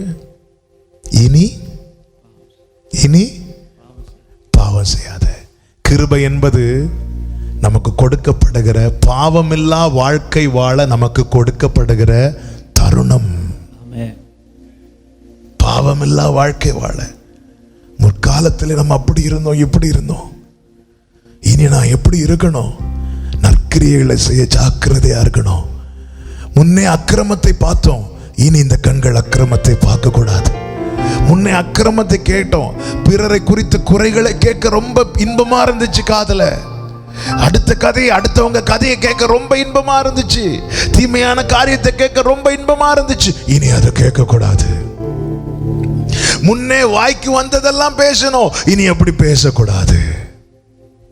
முன்னே நம் மனம் விரும்பின பாதையை நோக்கி போனோம், இனி அப்படி போக கூடாது. அதுதான் பவுல் சொல்ற, எல்லாவற்றையும் அனுபவிக்க எனக்கு அதிகாரம் உண்டு. அதாவது நம்ம ஊர்ல சில காரியங்கள் செய்யக்கூடாதுன்னு கண்டிஷன் இருக்கு. ஆனா சில நாடுகள்ல பாத்தீங்கன்னா அது ரொம்ப ஃப்ரீயா இருக்கும். அது செஞ்சாலும் பாவம் இல்லைங்கிற நிலைமை வரும். அதாவது சில குறிப்பிட்ட நாடுகள்ல பாத்தீங்கன்னா இந்த சாராயம் இப்படிப்பட்ட காரியங்களுக்கு தடை பண்ணியிருக்கிறாங்க. அந்த நாட்டில் வச்சு அது விற்பனை கூடாது. அப்போ அந்த நாட்டில் உள்ள குடிமகன்கள் என்ன செய்வாங்க அப்படின்னா, அந்த வீக்கெண்ட் வரும்போது அங்கேருந்து கார் எடுத்துகிட்டு போவாங்க, அங்கேருந்து வண்டி எடுத்துகிட்டு போவாங்க, அடுத்த நாட்டுக்கு போவாங்க. எதுக்கு? இந்த நாட்டில் இது செய்கிறதுக்கு தடை, பக்கத்து நாட்டில் அது செய்கிறதுக்கு தடை இல்லை. நல்ல கவனிங்க. ஒரு தேவ பிள்ளை நாட்டில் எதெல்லாம் செய்யலான்னு சட்டம் சொல்லுதுன்னு பார்த்துல செய்கிறது, பைபிளில் எதெல்லாம் செய்யலான்னு சொல்லுது. ஒருவேளை தேசத்தில் இது செய்யலான்னு ஒருவேளை சில காரியங்களுக்கு கிரீன் சிக்னல் கொடுத்தாலும், சட்டம் அனுமதித்தாலும், பைபிள் அனுமதிக்கலைன்னா அது செய்யக்கூடாது. அதுதான் பவுல் சொல்றார், எல்லாவற்றையும் செய்ய எனக்கு அதிகாரம் உண்டு. நானும் இந்த நாட்டில் உள்ளவன் தான், நீங்க செய்யறது மாதிரி எனக்கும் செய்யலாம். ஆனா எல்லாவற்றையும் உங்களை மாதிரி என்னால் அனுபவிக்க முடியாது. காரணம் ஏன் தெரியுமா? நான் கிரயத்துக்கு கொல்லப்பட்டிருக்கிறேன். பைபிள்ல என்ன சொல்லி இருக்கு? அதுதான் சில வாரங்களுக்கு முன்பாக கூட ஒரு செய்தியில் சொன்னேன். சரி எல்லாம் சத்தியம் கிடையாது, சத்தியம் ஒன்றே, அது வேதத்தில் நமக்கு எழுதி கொடுக்கப்பட்டிருக்கிறது. கர்த்தருடைய வசனமே சத்தியம். நீதிமானும் உத்தமனுமாயிருந்தான். முற்காலத்திலே நாமெல்லாம் அதான் நான் சொன்னேன் அல்லவா, நான் ஊழியத்துக்கு வந்த பிறகு நான் அந்த ஊழியமே வேண்டாம்னு சொல்லிட்டு ஓடினேன். ஏன் தெரியுமா? எங்கள் அப்பாவுடைய வாழ்க்கையை நான் பார்த்தேன், அவர்களுடைய தியாகத்தை பார்த்தேன், அவங்களுடைய விசுவாசத்தை பார்த்தேன். ஆண்டவர் பேரில் அவங்களுக்கு இருக்கிற அந்த அன்பும் அந்த உண்மையும் பார்த்துட்டு அந்த மேடையில் அந்த புல்பிட்டில் நான் நிற்கிறதுக்கு எவ்விதத்திலும் தகுதியுள்ளவன் அல்லன்னு சொல்லிட்டு ஓடினேன். ஆண்டவரே, ஒரு பாஸ்டர் பையங்கிறதுனால இந்த இடத்துல வந்து நான் நிற்கக்கூடாது ஆண்டவரே. அவங்க அவ்வளவு 19 வயசுல உங்களை இவ்வளவு நேசித்து, சொந்த அப்பா அம்மா சகோதரர்கள் எல்லாத்தையும் விட்டு, வீடு வேண்டாம், சொத்து வேண்டாம், கிடைச்ச பெரிய ஒரு வேலை எல்லாத்தையும் தூக்கி போட்டு, உடுத்த உடையும் கையில் பைபிளுமாய் ஆண்டவர் அவ்வளோ நேசித்து இறங்கி வந்து, அவ்வளோ பசி, பட்டினி, வியாதி, பலவீனங்கள், நெருக்கங்கள், நிந்தைகள், அவமானங்கள் எல்லாவற்றின் நடுவில் உங்களுக்கு கடைசி வர வைராக்கியமா நின்ன அந்த தேவ மனிதர் நின்ன புல்பீட்டில் கால் போன போக்கில் மனம் போன போக்கில் வாழ்ந்த நான் வந்து நிற்கிறதா? நோ ஆண்டவரே, வேண்டாம் ஆண்டவரே, என்ன வேற ஏதாவது வேலையை பார்த்து போயிறேன்னு சொல்லிட்டு ஓடினேன். ஆமென். எங்க அப்பாவை கர்த்தர் தெரிந்து கொண்டார் கிருபையினால். ஆனால் எங்க அப்பா அவ்வளோ பக்தியா இருந்தாங்க. பக்தி உள்ளவனை தெரிந்து கொண்டார். என்னை தேவன் தெரிந்து கொண்டார். என்கிட்ட ஒரு பக்தி கிடையாது, ஒண்ணுமே கிடையாது. எங்க அப்பாவை தெரிந்து கொண்ட அதே தேவன் கிருபையா என்னை தெரிந்து கொண்டார். இனி நான் என்ன செய்யணும்? எங்க அப்பா எவ்வளவு அன்பு வச்சாங்களோ அதை விட ஜாஸ்தி அன்பு வைக்கணும். எங்க அப்பா ஆண்டவருக்காக எவ்வளவு ஓடுனாங்களோ அதை விட ஜாஸ்தியா ஓடணும். எங்க அப்பா ஆண்டவர் மேல எவ்வளவு வைராக்கியம் பாராட்டினாங்களோ, ஆண்டவருக்காக அந்த நேச வைராக்கியம் அதை விட ஜாஸ்தியா நான் காட்டணும். பரவாயில்ல, நான் அப்படி வாழ்ந்ததுக்கு அப்புறமே கர்த்தர் என்னை தெரிந்தெடுத்தாரு. இப்ப நான் அப்படியெல்லாம் செய்யலையே அப்படி சொல்லிட்டு நம்ம சால்வ் பண்ணக்கூடாது. முந்தி அப்படி பண்ண, இப்ப அந்த மாதிரிலாம் பண்ணாட்டியும் இல்ல, எதற்காக தெரிந்தெடுத்திருக்கிறார்? நீதிமானா இருப்பதற்கு மாத்திரமல்ல, நீதிமானும் உத்தமனுமா இருக்க. சபை இருக்க வேண்டிய ஸ்தானத்தில் இருந்தால் தேவ கோபம் தேசத்தை விட்டு நீங்கும். இரண்டாவதாக அதே ஆமென் 9வது வசனத்தை திரும்ப வாசிக்கலாம். ஆதியாகமம் 6:9.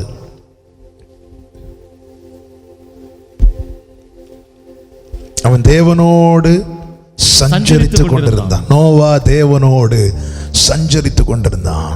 அதன் அர்த்தம் என்ன? தேவனோடு உறவாடுகிற அனுபவம், ஜெப அனுபவம்.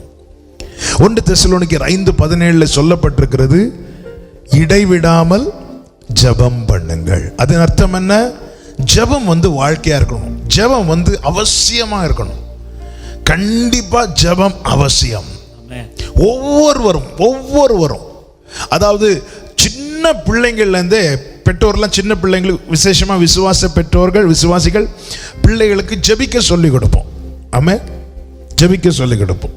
இப்படி ஜெபம் பண்ணு. சின்ன பிள்ளைங்களுக்கு என்னென்ன வார்த்தைகள் வாயில் வருமோ அந்த வார்த்தைகளை வச்சு ஒரு சின்ன ப்ரேயர் சொல்லி கொடுப்போம்.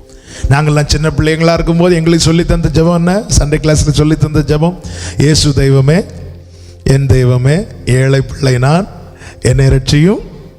ஆமென். சிலர் வளர்ந்து பேர பிள்ளைங்களை பார்த்ததுக்கப்புறம் இந்த ஜெபத்தை பண்ணிட்டு இருக்கிறாங்க, அது வேற விஷயம். ஆமென். ஜெபம் என்பது வாழ்க்கையில் அவசியமான ஒன்று. ஏன் இன்னைக்கு அநேகருக்கு ஜெபிக்க முடியவில்லை? நான் இந்த வசனத்திலேயே தெளிவா இருக்கிறது. இந்த 9வது வசனத்தை ஒரு விஷயம் கூட வாசிங்க. நோவாவின் வம்ச வரலாறு. நோவா தன் காலத்தில் இருந்தவர்களுக்குள்ளே நீதிமானும் உத்தமனுமாயிருந்தான். நோவா தேவனோட சஞ்சரித்துக் கொண்டிருந்தான். நல்ல கவனிங்க, உத்தமமாய் யார் நடக்கிறாங்களோ அவங்களுக்கு தான் உறவாடி கொண்டே இருக்க முடியும். ஏன் ஜெபிக்க முடியல தெரியும்? வாழ்க்கையில நினைச்ச மாதிரி ஜெபிக்க முடியல, உபவாசிக்க முடியலன்னா கர்த்தர் தந்த வார்த்தை இதுதான்: நீ அவருக்கு முன்னாடி எப்படி இல்லை? உண்மையா இல்லை. நீ அவருக்கு முன்னாடி உண்மையா இல்லை. உத்தமமாய் நடக்கிறவன் உறவாடுவான், மற்றவன் ஒளித்துக் கொள்வான். இந்த வாரத்துல ஒரு வாரம் 168 மணி நேரம் உறவாட முடிஞ்சுதா? எவ்வளவு உறவாட முடிஞ்சது? நம்ம காரணங்கள் சொல்லுவோம், ஐயோ ஆண்டவரே வேதனையில ஜெபிக்க முடியல ஆண்டவரே. உத்தம யோவாவுக்கு ஏன் அவன் சஞ்சரித்தான் போடல பைபிள்ல? சஞ்சரித்து கொண்டிருந்தான். அவன் தேவனோடு நடக்கிற அனுபவம், அவரோடு பேசிட்டே இருக்கிறான். எப்படி முடிந்தது? அவன் உண்மையா இருந்த ஆண்டவருக்கு முன்னாடி உண்மையா இருக்கிறவன் உறவாடி கொண்டிருப்பான், உண்மையா இல்லாதவன் ஒளித்துக் கொள்வான். ஏதேன் தோட்டத்துக்குள்ளே ஆண்டவர் உலாவுகிற சத்தத்தை கேட்டு ஆதாம் என்ன செய்கிறான்? ஆதியாகமம் 3வது அதிகாரம் அதனுடைய 8வது வசனத்தை வாசியுங்கள். பகலில் குளிர்ச்சியான வேளையில் தோட்டத்தில் உலாவுகிற தேவனாகிய கர்த்தருடைய சத்தத்தை அவர்கள் கேட்டார்கள். அவர் வந்துட்டாருன்னு தெரிஞ்சிட்டு அவங்க கேட்டாங்க. அப்பொழுது ஆதாமும் அவன் மனைவியும் தேவனாகிய கர்த்தருடைய சந்நிதிக்கு விலகி தோட்டத்தின் விருட்சங்களுக்குள்ளே ஒளித்துக் கொண்டார்கள். உலாவுகிற சத்தம். They heard the voice of Jehovah walking in the garden. அவங்க தேவன் தோட்டத்தில் நடக்கிற சத்தத்தை கேட்கிறாங்களாம், உலாவுகிற சத்தத்தை கேட்கிறாங்களாம். கேட்டதும் இவங்க என்ன செய்யறாங்க? ஒளிக்கிறாங்க. ஏன் ஒளிக்கிறாங்க? உண்மை இல்லாததுனால. தேவன் அவர்களை வைத்து ஸ்தானத்தை விட்டு விலகினதுனால ஒளித்துக் கொண்டார்கள். நல்ல கவனமா கேளுங்க. என்ன ரொம்ப ஆச்சரியப்படுத்தின காரியம், எந்த சத்தத்தை கேட்டிருப்பாங்க? அவர் நடக்கிற சத்தத்தை அவர் எப்படி நடந்திருப்பார்ல தோட்டத்துல? உலாவுகிற சத்தத்தை கேட்டு. நான் அதை புரியும்படி சொல்ல விரும்புகிறேன். அவங்களால ஃபீல் பண்ண முடிஞ்சிட்டு என்ன? கர்த்தருடைய பிரசனம் வந்துட்டு, கர்த்தர் வந்துட்டார். பிரசனத்தை உணர்ந்த பிறகும் ஒளித்துக் கொள்றாங்க. நல்ல கவனிங்க. வழி விலகினவனுக்கு ஜெப நேரத்தில் கூட ஜெபிக்க முடியாது. ஜெபத்துக்குன்னு வந்து உட்காருவோம் தெரியுமா? யோசிச்சிட்டே இருப்போம், ஜெபிக்க முடியாது. 2 மணிக்கு உட்காருவோம், 2 நிமிஷம் கூட ஜெபம் பண்ணிருக்க மாட்டோம். இது பிரேயர் டைம். இது ஆதாமுடைய ஜெப நேரம், இது ஏவாளுடைய ஜெப நேரம். அவர் வந்துட்டாரு. நம்ம ரெகுலர் பிரேயர் டைம்ல அவர் வருவார். நம்ம ஜெபிக்க இருக்கும்போது வருவார். ஆனா ஜெபிக்க முடியல, இவங்களால ஜெபிக்க முடியாது, போய் ஒளித்து கொண்டார்கள். நம்ம பிரேயர் டைம்ல கூட ஜெபிக்க முடியல. இன்னைக்கு நம்ம நிலைமை எப்படி இருக்கிறது? ஜெபத்துக்குன்னு வந்து உட்கார்ந்து இருப்போம், வேற எதையோ யோசிச்சுட்டு இருப்போம். முடியாது, ஜெபிக்க முடியாது. ஏன்? இவர்கள் வழி விலகி நிற்கிறாங்க. பழைய மாதிரி ஜெபிக்க முடியலன்னு யாராவது சொல்றீங்கன்னா புரிஞ்சுக்கோங்க, ட்ராக் மாதிரி நிக்கிறீங்க. இந்த ஹைவேல எல்லாம் போகும்போது ஒரு ரோடு, நம்ம ஒரு குறிப்பிட்ட இடத்துக்கு போவோம். விசேஷமா வெளிநாட்டு ரோடுகள்லாம் பார்த்தீங்கன்னா தெரியும். கூட்டிட்டு போறவங்க போன வருஷம் அபுதாபி ஒரு மீட்டிங்காக போயிட்டு கூட்டிட்டு திருப்பி துபாய் போறாங்க. போகும்போது என்கிட்ட சொன்ன காரியம், இதுல ரோடு வரும், அது மட்டும் மிஸ் ஆயிடக்கூடாது பார்த்துக்கோங்க அப்படின்னு. ஏன் மிஸ் ஆயிட்டுன்னா நம்ம வேற இன்னொரு கண்ட்ரிக்கு போயிடுவோம். தெரியாது. நம்ம கணக்கில் என்ன தெரியுமா? சரியாக தான் போயிட்டு இருக்கிறோம். சின்ன ஒரு பாயிண்ட் இருக்கும், ஒரு சின்ன ஒரு வே இருக்கும், அதுக்குள்ள சரியா போகலைன்னா நம்ம போற இடம் வந்து மாறிடும். இதே போலதான் கிறிஸ்தவ ஓட்டம். நமக்கு தெரியாது, நம்ம சரியா போயிட்டு இருக்க மாதிரி தான் தெரியும். இங்க இருந்து பார்த்தாலும் லெக்கு தெரியும், அடுத்த ட்ராக்ல இருந்து பார்த்தாலும் லெக்கு தெரியும். ஆனா பிரச்சனை என்னன்னா, கிட்ட போகும்போது அடுத்த ட்ராக் இன்னொரு பக்கத்துல கொண்டு போயிடும். நம்ம தூரத்துல இருந்து லெக்கு தெரியுதே, அண்ணா தெரியுது, அண்ணா தெரியுது, தெரியுது தெரியுது பார்த்துட்டு இருப்போம். பக்கத்துல போனதும் அது இன்னொரு வழியில கொண்டு போயிடும். உலாவுகிற சத்தத்தை கேட்ட பிறகும் ஆதாமும் ஏவாளும் ஒளித்து கொள்ள காரணம் என்ன? அவர்கள் வழி விலகி நிற்கிறாங்க. ஜப நேரத்துல கூட ஜபிக்க முடியலங்க. அதுக்கப்புறம் எப்படி நம்ம எக்ஸ்ட்ரா டைம் எடுத்து ஜெபம் பண்ணுவோம்? ரெகுலர் ஜப நேரத்துல நம்மால ஒழுங்கா ஜபிக்க முடியுதா? அவர் இருக்கிறார் தெரியுது, அவருடைய பிரச்சனை இருக்குதுன்னு தெரியுது, அவர் வருகிறார்னு தெரியுது. நான் ஜெபம் பண்ணா அவர் கேட்பார்னு தெரியுது. ஆனா ஜெபம் பண்ண முடியல. கர்த்தர் பாரப்படுத்தி எழுத வைத்த காரியம். உலாவுகிற சத்தத்தை கேட்கிறார். அதன் அர்த்தம் என்ன? இந்த டைம்ல அவர் வருவார்னு அவங்களுக்கு தெரியும். இது என்னுடைய ஜெப நேரம்னு தெரியும். அப்படி தெரிஞ்ச நான் வேற ஒரு காரியத்தை செஞ்சிட்டு இருக்கிறேன். இந்த நேரத்தில் கர்த்தர் வருவார்னு தெரியும், இந்த நேரத்தில் ஆண்டவர் வருவார்னு தெரியும். இது என்னுடைய பிரேயர் டைம் தெரியும், இது வொர்ஷிப் டைம் தெரியும், இது ஆராதிக்கிற டைம் தெரியும், இது பைபிள் மெடிடேட் பண்ற டைம் தெரியும். ஆனா முடிய மாட்டேங்குது. ஏன் முடியல? வழி விலகி நிற்கிறோம். சபை என்ன செய்யணும்? உத்தமமா இருக்கணும், தேவனோடு சஞ்சரிக்கணும், ஆண்டவரோடு பேசணும்.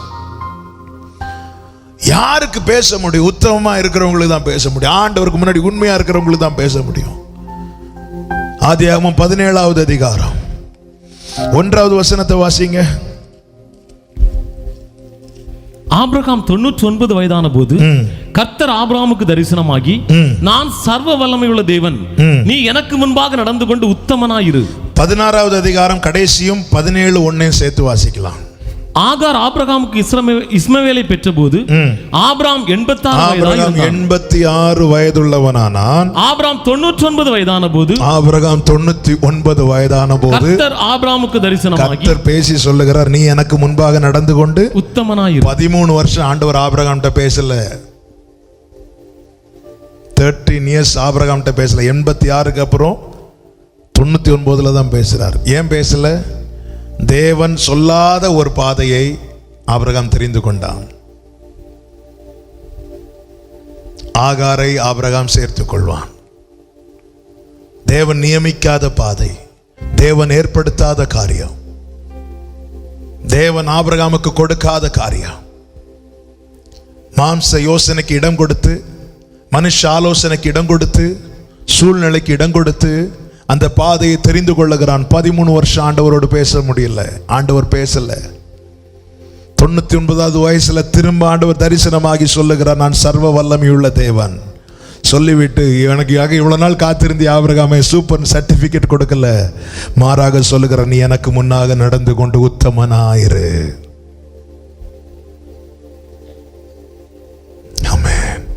வழி விலகி நிற்கிறவனுக்கு தேவனோடு பேச முடியாது, வழி விலகி நிற்கிறவனோடு தேவனுக்கும் பேச முடியாது.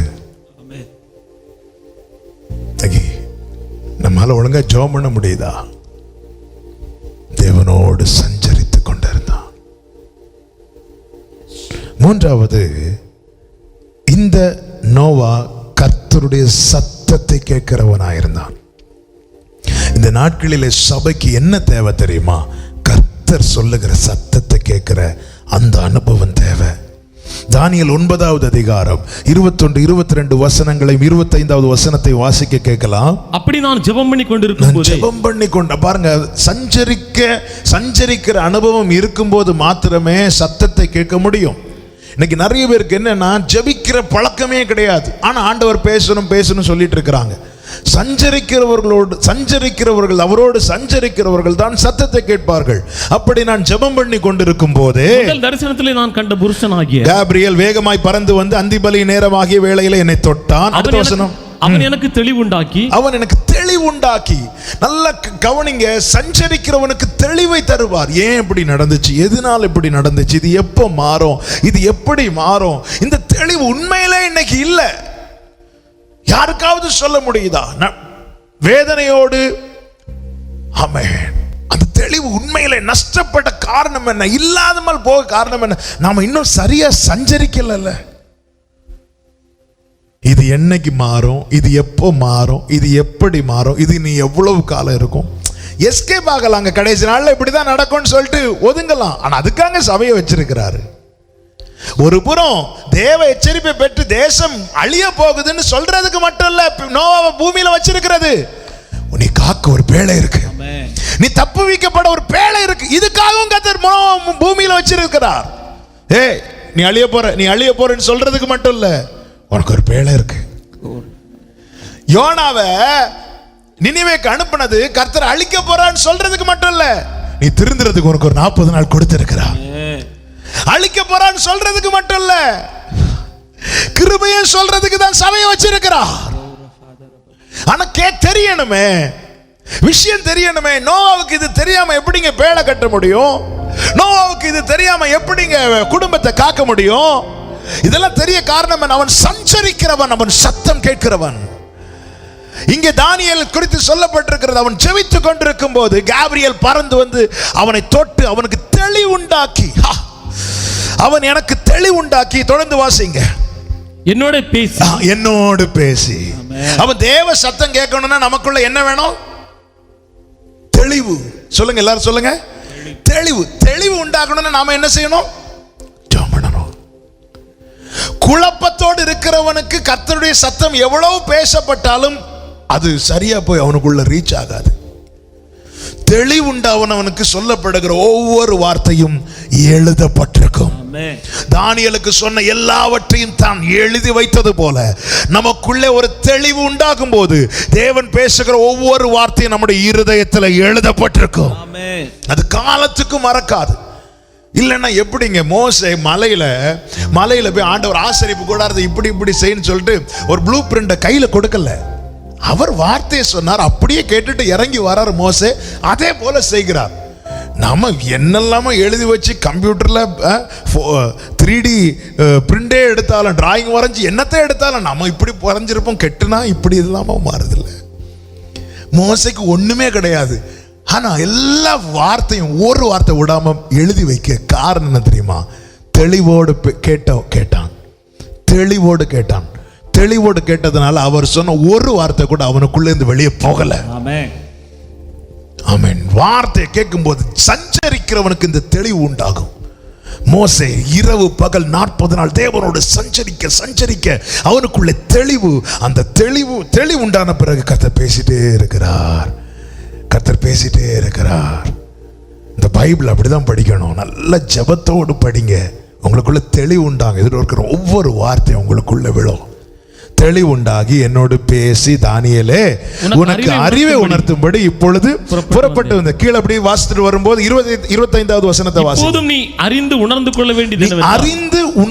கொள்ள வேண்டியது என்னவென்றால் எருசலேமை திரும்ப எடுப்பித்து கட்டுவதற்கான கட்டளை வெளிப்படுவது முதல் மேசியா வரமட்டும் 7 வாரமும் 62 வாரமும் செல்லும். அப்ப எருசலேமை குறித்து தான் ஜெபிக்கிறான். தேசத்தை குறித்து ஜெபிக்கிறான்.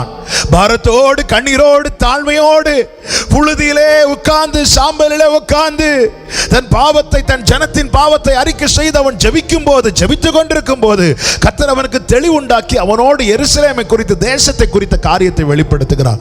இத்தனை நாட்கள் இப்படி இருக்கும்பா, அதுக்கப்புறம் மேசியா வருமட்டும் இப்படி இருக்கும், அதன் பிறகு மீண்டும் அது கட்டப்படும் என அப்ப காரியத்தை அறிந்து கொள்ளுகிறான். எரேமியா தீர்க்கதரிசன புத்தகம் 9வது அதிகாரம் 12வது வசனத்தை வாசியுங்கள். எரேமியா 9:12. இதை உணரத்தக்க ஞானமுள்ளவன்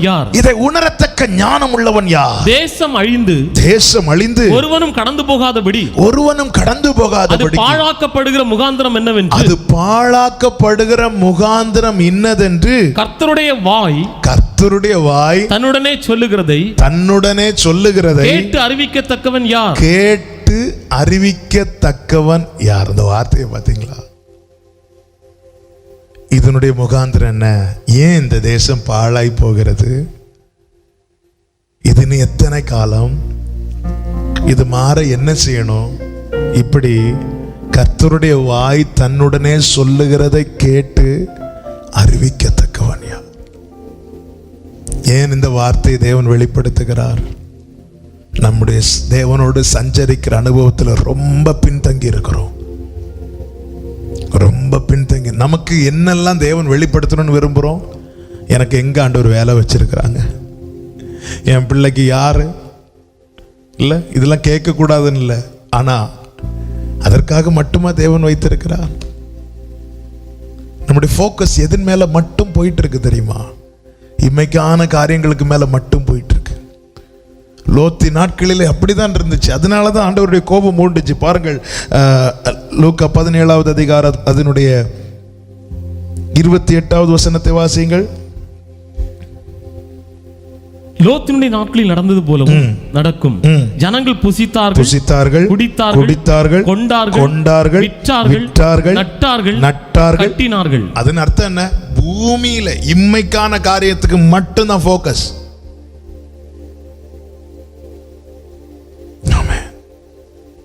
தேசத்துல ஏன் இப்படி நடக்குது? எதனால இப்படி நடக்குது? சஞ்சரிக்கிறவனிடத்துல கர்த்தர் வெளிப்படுத்துவார். எதுக்காக இந்த வார்த்தை தெரியுமா? ஆண்டவரே, இந்த பூமியில ஆண்டவரே நீர் எங்களை வைத்திருப்பதற்கு ஒரு முகாந்திரம் உண்டு. எவ்வளவு நாள் வைத்திருக்கிறார் தெரியாது, ஒவ்வொருத்தருக்கு எவ்வளவு காலம் வைத்திருக்கிறார் தெரியாது. ஆனா ஒன்னும் புரிஞ்சுக்கணும், நோவா தன் காலத்துக்கு முன்னே அவனை கொண்டு செய்ய வேண்டியது அவன் செய்து முடித்தான். பேழையை கட்டி முடித்தான். அதனால் அவன் குடும்பம் முழுவதும் காக்கப்பட்டது. நம்மை கொண்டு தேவன் என்ன செய்யணும்னு வச்சிருக்கிறாரோ அது தேவன் நம்மை கொண்டு செய்யணும்.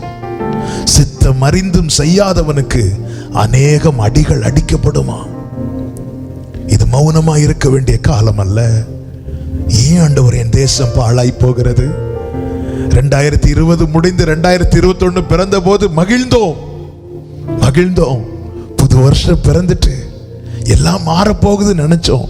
ஆனா 2021 பார்க்கும்போது இதுக்கு 2020 பரவாயில்லன்னு சொல்ற அளவுக்கு. ஏன் தெரியுமா? நமக்கு தெரிந்தவர்கள், அறிமுகமானவர்கள், சொந்தங்கள் எல்லாம் மறித்த செய்திகள் காதுகள் கேட்க முடியவில்லை, கண்களால் பார்க்க முடியவில்லை. கர்த்தர் பேசுகிற வார்த்தையை கேளுங்கள், கர்த்தர் சொல்லுகிற வார்த்தையை கேளுங்கள். கர்த்தர் ஜனத்தை அழிக்க நினைத்தார், ஆனா நோவா இருக்கிறது வரைக்கும் அழிக்கல. நோவா பேழைக்குள்ள போகிறது வரைக்கும் ஜலப்பிரளயம் வர தேவன் அனுமதிக்கல. இன்னைக்கு இத்தனை பேர் நாம் ஆராதிக்கிறவர்களா இருந்தோம். ஏன் இந்த கொள்ளை நோய் தேசத்தை தாக்கி கொண்டிருக்கிறது? ஏன் இது வேகமாய் செயல்பட்டு ஜனங்களை அழித்துக் கொண்டிருக்கிறது? நோவா உத்தமனாய் இருந்தது போல நாம் இருக்கிறோமா? நோவா தேவனோடு சஞ்சரிக்கிறது போல நாம சஞ்சரிக்கிறோமா? நோவா தேவனோடு சத்தம் கேட்டு செயல்படுகிறது போல நாம செயல்படுகிறோமா? சபையே, உன் நிலையை உணர்ந்து மனம் திரும்பு. நாம் மனம் திரும்பும் போது, நாம் குணப்படும் போது தேசத்தை விட்டு தேவ கோபம் நீங்கும். நான் மனப்பூர்வமாய் சிநேகிப்பேன் என்று கர்த்தர் சொல்லுகிறார். நம்முடைய சீர்கேட்டை குணமாக்க விரும்புகிறார். கர்த்தாவே, எங்களை உருவாக்கும் ஆண்டவரே. குயவன் கையிலே களிமண்ணை போல இதோ உம்முடைய கரத்திலே தருகிறோம். எங்களை உருவாக்கும். எல்லாரும் கண்களை மூடி, முடிந்தால் முழங்காற்படியிட்டு அப்பா சமூகத்தில் அப்பா கையில விட்டு கொடுப்போம். குயவனே, குயவனே, படைப்பின் காரணரே, களிமண்ணான சந்தரகமதரியா நோக்கி பார்த்திடுமே. நல்ல கவனிங்க. நோவா பேழையை கட்டிட்டு அநீதியை பிரசங்கித்தான் என்று 2 பேதுருல பார்க்கிறோம். அதன் அர்த்தம் என்ன? என் குடும்பம் மட்டும் காக்கப்படக்கூடாது, எல்லா தேவனோடு சஞ்சரிக்கிறவனுக்கு தன் குடும்பம் மாத்திரம் காக்கப்படணுங்கிற எண்ணம் இருக்காதுங்க. எல்லாரும் காக்கப்படணும். எல்லாரும், யார் எக்கேர் கேட்டு போனா என்ன, நானும் என் வீட்டாருமோ என்றால் அந்த அனுபவம் மட்டும் இல்லை, எல்லாரும் காக்க. எனவேதான் அவனுக்கு அந்த தாகம் சுவிசேஷத்தை சொல்றான். சபையே, நாம் காக்கப்படும் மாத்திரமல்ல, தேவன் நம்மை ஒரு ஐக்கியமாய் சேர்த்திருப்பது. நம்மை சூழ்ந்திருக்கிறவங்க காக்கப்படணும், நம்ம பக்கத்து வீட்டில் இருக்கிறவங்க காக்கப்படணும், ஜனங்க காக்கப்படணும். ஆண்டவரே, நாம் உருவாக்கப்படும் போது, இயேசுவின் நாமத்தில் இந்த வார்த்தையை சொல்லுகிறேன், நல்ல கவனமா கேளுங்க. சபை குணப்படும் போது தேசத்தை விட்டு தேவ கோபம் நீங்கும். சபை குணப்படும் போது தேசத்தை விட்டு தேவ கோபம் நீங்கும். அப்படியே 2 கைகளை விரித்து உயர்த்தி இந்த பாடலை ஒரு அர்ப்பணிப்போடு, கூயவனே கூயவனே படைப்பின் காரணரே, களிமண்ணான என்னையுமே கண்ணோக்கி பார்த்திடுமே. கூயவனே கூயவனே படைப்பின் காரணரே, ரகமமல ரதடரவவ சந்தனரி கமலரி அந்தனரோ பார்த்திடுமே. ஆமென். வெறுமையான பாத்திரம் நான் வெறுத்து தள்ளாமலே, நீரம்பி வழியும் பாத்திரமாய் விளங்கச் செய்யுமே. வெறுமை ஆண்டவரே, எங்களை எவ்வளவு மேன்மையா வச்சிருக்கிறீங்க, நாங்க அதை உணராம போயிட்டு இருக்கோம். எங்களை தயவாய் மன்னித்து அங்கீகரி. நோ போல உம்முடைய பார்வையில உத்தமனாய் உம்மோடு சஞ்சரிக்கிறவனா அப்ப உம்முடைய சத்தம் கேட்டு செயல்படுகிறவர்களாய் காணப்பட எங்களுக்கு கிருபை செய்யுங்கப்பா. வேதத்தில் காணும் பாத்திரமெல்லாம் இயேசுவை போற்றிடுதே, என்னையும் அவ்வித பாத்திரமா உண்மையாய் அர்ப்பணித்து கேட்கிறேன். ஒவ்வொருவருக்காக ஜெபிக்கிற ஆண்டவரே, கர்த்தாவை உருவாக்குங்க, எங்களை உருவாக்குங்கப்பா. ஆண்டவரே, முற்காலத்தில் இருந்தது போல இருக்கக்கூடாது. நற்கிரியைகளை செய்யறதுல ஜாக்கிரதையா இருக்கணும். உத்தமமாய் நடக்கிறதுல, வழி விலகாமல் நடக்கிறதுல ஜாக்கிரதையா இருக்கணும். ஆண்டவரே, உம்முடைய வார்த்தை கேட்டு செயல்படுகிறதுல ஜாக்கிரதையா இருக்கணும். விலை போகாத விலை போகாத ஆயிரம்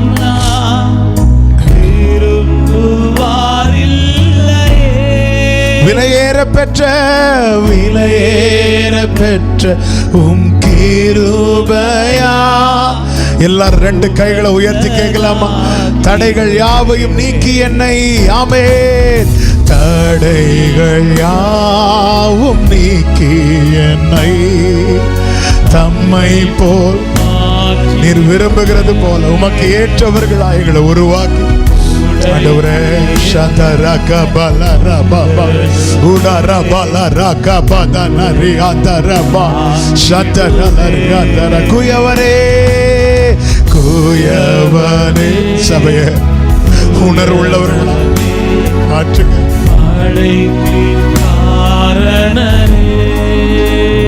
ஜீசஸ் களிமண்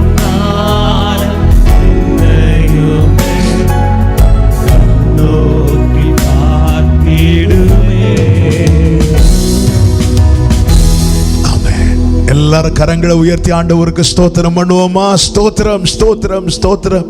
கர்த்தர் தந்த நல்ல வார்த்தைகளுக்காய் கரங்களை தட்டி ஆண்டவருக்கு மகிமை செலுத்துவோமா? ஹalleluya ஹalleluya ஹalleluya. நோவாவின் நாட்களில் நடந்தது போல நடக்கும்.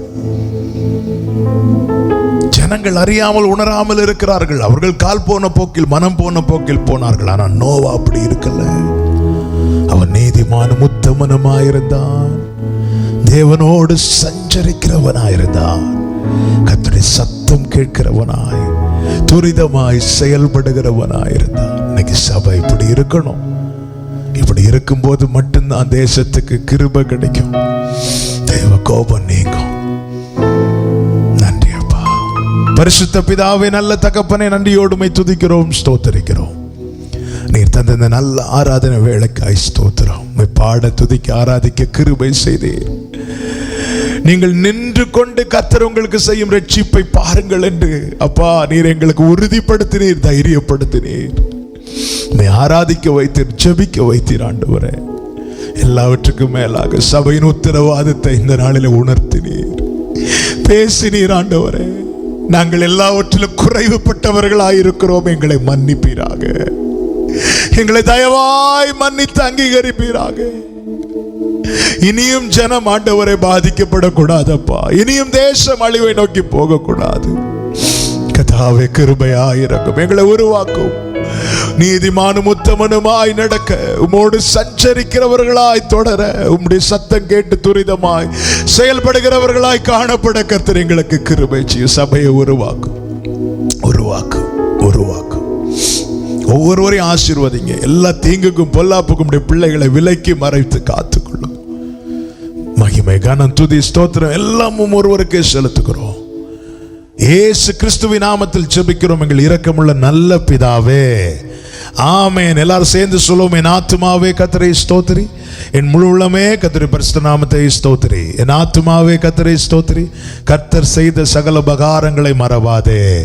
ஆமென். நம்முடைய கர்த்தராகிய இயேசு கிறிஸ்துவின் கிருபையும் பிதாவாகிய தேவனுடைய அன்பும் பரிசுத்த ஆவியானவருடைய ஐக்கியமும் சிநேகமும் பாதுகாவலும் நம் அனைவரோடும் கூட எல்லா பரிசுத்தவான்களோடு கூட கர்த்தருடைய வருகை மட்டும் தங்கியிருப்பதாக.